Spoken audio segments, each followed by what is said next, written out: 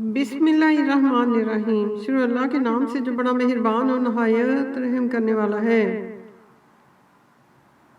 دیکھو کہ بے انصاف لوگ ہمیشہ کے دکھ میں پڑے رہیں گے اور خدا کے سوا ان کے کوئی دوست نہ ہوں گے کہ خدا کے سوا ان کو مدد دے سکیں، اور جس کو خدا گمراہ کرے اس کے لیے ہدایت کا کوئی راستہ نہیں۔ ان سے کہہ دو کہ قبل اس کے کہ وہ دن جو ٹلے گا نہیں، خدا کی طرف سے موجود ہو، اپنے پروردگار کا حکم قبول کر لو۔ اس دن تمہارے لیے نہ کوئی جائے پناہ ہوگی اور نہ تم سے گناہوں کا انکار ہی بن پڑے گا۔ پھر اگر یہ منہ پھیر لیں تو ہم نے تم کو ان پر نگہبان بنا کر نہیں بھیجا، تمہارا کام تو صرف احکام کا پہنچا دینا ہے۔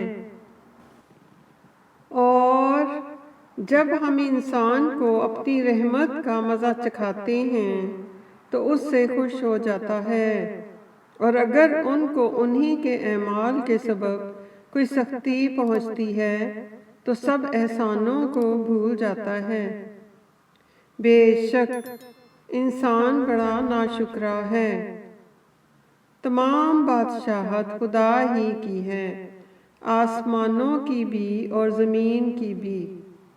وہ جو چاہتا ہے پیدا کرتا ہے، جسے چاہتا ہے بیٹیاں عطا کرتا ہے، اور جسے چاہتا ہے بیٹے بخشتا ہے، یا ان کو بیٹے اور بیٹیاں دونوں عنایت فرماتا ہے، اور جس کو چاہتا ہے بے اولاد رکھتا ہے۔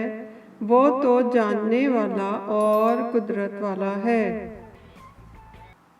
اور کسی آدمی کے لیے ممکن نہیں کہ خدا اس سے بات کرے مگر الہام کے ذریعے سے یا پردے کے پیچھے سے، یا کوئی فرشتہ بھیج دے تو وہ خدا کے حکم سے جو خدا چاہے القا کرے۔ بے شک وہ عالی رتبہ اور حکمت والا ہے۔ اور اسی طرح ہم نے اپنے حکم سے تمہاری طرف روح القدس کے ذریعے سے قرآن بھیجا ہے۔